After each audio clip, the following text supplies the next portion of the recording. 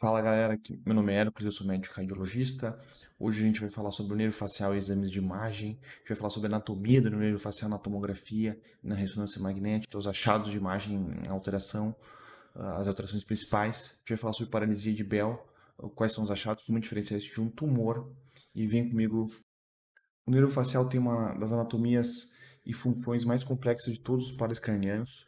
É por isso que a gente gosta de estudar ele e muita gente se dedica bastante ao estudo dele. A gente vai focar aqui só na parte das imagens, como é que a gente consegue avaliar o nervo facial através da tomografia ou ressonância. Ele tem o seu núcleo localizado no tronco encefálico. A gente não consegue ver, mas a gente consegue ter. Quem tem conhecimento anatômico aqui, conforme essa imagem que eu peguei da Radiopedia, em verde, aqui é o núcleo do facial, né, anterior ao núcleo do abducente, que é o sexto par, e o facial é o sétimo. Depois do seu núcleo tem essa zona aderente, que vai se estender até na porção da zona de entrada, onde ele emerge, né? Na porção lateral bulbo medular, né? E vai aqui para o segmento cisternal, aqui na cisterna ponto cerebelar. Então esse aqui é o segmento cisternal, ele vai depois para o segmento, no conduto auditivo interno, seu segmento canalicular. Depois ele vai para o ápice petroso, a gente divide em três. A gente vai abrir agora, tanto na tomografia quanto na ressonância, a gente consegue ver bem esses três segmentos, subdivisões do segmento petroso facial, tanto na tomografia quanto na ressonância. Depois tem segmento extracraniano, que a gente consegue falar um pouquinho só para ajudar aí quem precisa. Então, já o segmento petroso no nervo facial tem três segmentos, começando pelo segmento labiríntico. Quando ele vai do conduto auditivo interno, vai lá e tem uma voltinha, ele faz uma volta U e cai para baixo, né? Ali, esse é o segmento labiríntico, ele é logo acima da cóclea, ali é o gânglio geniculado de joelho, né? O primeiro joelho que é o mais fácil de ver no exame de imagem. Depois ele tem o segmento horizontal, que é o segmento timpânico, que é junto à caixa timpânica, medialmente a caixa timpânica, por isso que ele tem esse nome, logo acima do estribo, e também ele tem o segundo joelho, que ele vai dobrar de novo e vai cair, como se fosse, vai ter uma forma vertical, que a gente consegue ver no plano coronal, que é o segmento mastoideu, que é posterior à orelha média e também uma orientação reta e vertical. Agora eu vou dividir um por um, que o segmento labiríntico, onde tem aquele arco que dá uma volta, né? Que é o mais fácil de ver, o gânglio geniculado facial. Logo acima da cóclea é a primeira porção do segmento petroso do nervo facial. Depois ele dá aquela volta e vem para o segmento timpânico, que é aqui está a caixa timpânica, medialmente a caixa timpânica é uma linha horizontal, linha reta, a gente consegue pegar em alguns cortes axiais, né? Uh, 1 ou 2 medialmente a caixa timpânica, segmento timpânico do nervo facial. Agora, o segmento mastoideu do nervo facial. A gente vê aqui da caixa timpânica posterior a ela tem essa bolinha aqui. Aqui é o segmento mastoideu do nervo facial. No corte axial a gente vai ver assim, um corte coronal, ele vai ter uma orientação perpendicular ao eixo axial, né? A gente consegue ver, a gente vai falar mais deles depois de alguns exames alterados. Aqui na ressonância tem um com contraste, a gente consegue separar esses mesmos três segmentos do nervo facial. Um exame com contraste alterado, né? Um tem um com contraste aqui, tá o ápice petroso né, do mesmo paciente, o paciente que tinha um realce do fundo condutor auditivo interno, isso não é normal, e no gânglio geniculado, o realce mais intenso. Então, aqui é o segmento do primeiro joelho, então é o segmento labiríntico do facial. Já que no realce, numa área horizontal, o segmento horizontal é o segmento timpânico do nervo facial, também não é normal esse realce. E aqui no segmento mastoideu é um realce meio intenso, né? Um pouquinho aqui do outro lado direito, né? Um pouquinho pode ter, mas um realce intenso desse, a gente não, é um realce patológico, então o segmento mastoideu do facial, a gente consegue dividir isso na ressonância também. Aqui uma tomografia sem contraste no corte coronal, a gente consegue ver duas partes do nervo facial em um único corte, que é essa parte da cóclea, junto com os segmentos do segmento labiríntico e segmento timpânico do facial, formam uma forma de caracol. Para quem não lembra o que é um caracol, seria essa aqui, os olhinhos deles, um lado seria o segmento labiríntico e outro segmento timpânico do nervo facial, né? Aqui está a caixa timpânica, a bigorna e o martelo aqui.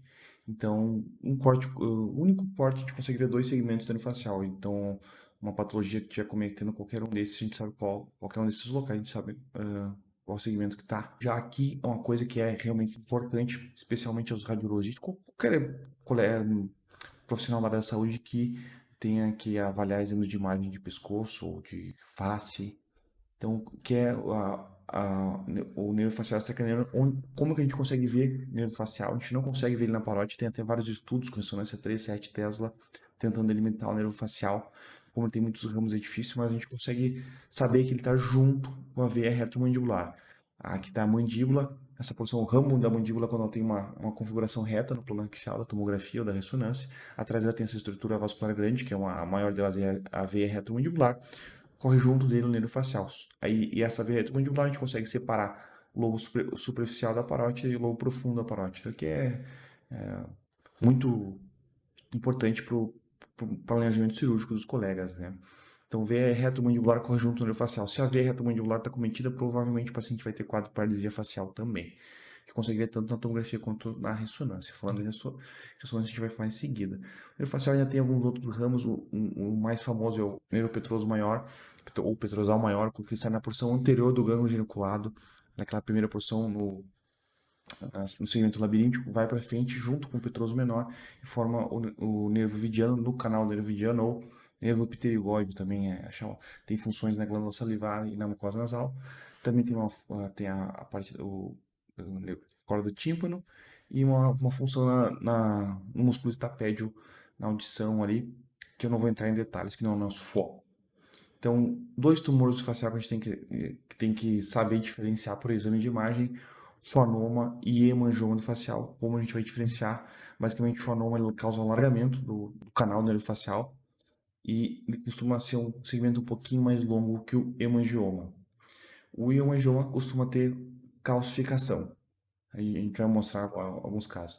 A disseminação perineal, a gente tem que pensar em duas causas: linfoma e o tumor adenoide cístico, né? Especialmente da parótida. Então, às vezes a gente vai conseguir ver esse realce meio espessado na ressonância, né? Ou a gente tem que pensar em disseminação perineural, a principal causa às vezes é adenoide cístico, e procurar um tumor que seja um pouco escondido ali, que a gente eventualmente a gente vai descobrir. Ou se o paciente já tem histórico de linfoma, já é uma causa bem frequente de disseminação. As duas principais causas de disseminação perineural no nervo facial são essas.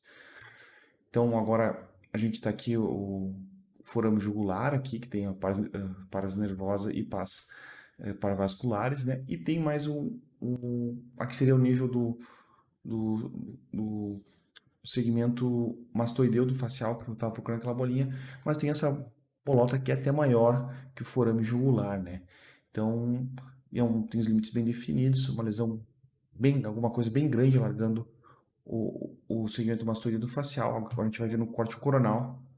Mais uma vez, uma lesão bem grande, com limites definidos. A primeira hipótese aqui é um schwannoma do facial. Não é raro, a gente consegue ver com todo radiologista aí que lauda um pouco, vai ver uma frequência aí ao decorrer da vida. Não é tão comum, mas aparece com frequência. Então aqui uma ressonância T1 com contraste, né? Tá aqui realçando, que é o ápice petroso. Aqui está o fundo conjuntivo interno, aqui seria o gânglio geniculado, o segmento labiríntico do facial, uma lesão com realce, problema de contraste, até um segmento um tanto curto, mas uma lesão com realce homogêneo, bem definido, problema de contraste.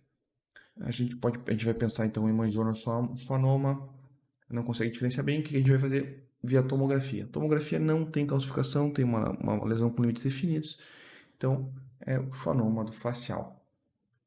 Já essa lesão aqui, T1 com contraste, mesma coisa, realçando, todas as estruturas vasculares realçando. Lesão um pouco mais indefinida, realça bem no mesmo segmento labiríntico do facial. Não consegue diferenciar só para o exame de imagem, a gente vai para a tomografia. Na tomografia a gente vê algumas calcificações irregulares, mal definidas na mesma topografia daquela lesão. Então a gente vai pensar em hemangioma no nervo facial, que é bem menos comum. Já indo para ressonância, a gente tem o forame estilo mastoideu, que é quando sai do segmento do mastoide e vai para a parótida, o nervo facial. Ali costuma ter uma gordurinha, normalmente aqui é uma T1, a gordura tem um T1 sem contraste, a gordura tem um hipersinal espontâneo, né, como tem aqui, forame estilo mastoideu, que a gente não vê desse lado, que aqui tem paciente com quadro de paralisia facial tem uma área de hipossinal heterogênea aqui no forame estilomastoide, da mastoide e estiloide, né? Forame estilomastoideu. É mais fácil de ver na toma, mas a gente tem que saber que tá ali e tem que ter uma gordura. Se não tem essa gordura, a gente, nesse caso, com contraste, de ver que realça, tinha uma lesão heterogênea realçando aqui, provavelmente disseminação perineural de tumor, né? E aí um quadro complicado para o paciente. Mas a gente consegue documentar isso por exame de imagem, né? Falar um pouquinho de deiscência do nervo facial. Deiscência do nervo facial é o que acontece quando a fina lâmina de cobertura óssea do segmento timpânico do nervo facial é erodida e o nervo facial cai e ele vai cair até a próxima porção que tem ali, que é o estribo, que estaria nesse caso aqui. Só que acontece que a gente não consegue ver essa cobertura óssea do segmento timpânico do nervo facial. Então o que a gente vai ter que se basear mesmo é pela posição do nervo facial. No caso de deiscência, o nervo facial vai cair e ele vai estar em contato com o estribo e vai causar uma perda auditiva condutiva, né? Nos exames de mastoide que a gente avalia, né, na tomografia. Então, como está nesse caso aqui, a gente não consegue ver, aqui o estribo está em contato com o nervo facial, porque tem uma deiscência do nervo facial, né? O nervo facial cai, porque ela fina cobertura óssea, ela, por várias razões, ela acaba sumindo. Agora, para outras patologias do nervo facial, a inflamação principal dela é a paralisia de Bell, que nem toda paralisia do nervo facial é uma paralisia de Bell. A gente vai chamar de paralisia do nervo facial quando a gente não souber a causa, aí vai ser idiopática. Causa idiopática, quando a gente não sabe o que é, a gente vai presumir que é uma infecção viral, né? O quadro clínico geralmente acontece que o paciente acorda de forma súbita, acorda e não tem uma função do lado do corpo, né? Do lado da face. E aí, geralmente, a causa mais comum é uma infecção viral.